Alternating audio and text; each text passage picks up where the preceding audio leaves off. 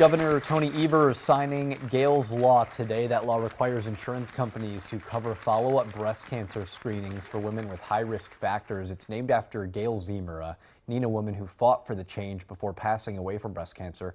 Her family front and center at that signing. Today is about honoring her courage, her heart, and the difference she chose to make for others. We couldn't be more proud of her as her daughters.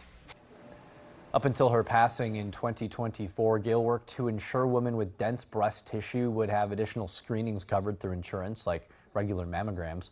More than 6,000 Wisconsin women are expected to be diagnosed with breast cancer in 2026. Nearly half of women over 40 have dense breast tissue. The bill will help make sure no one skips critical tests because of cost.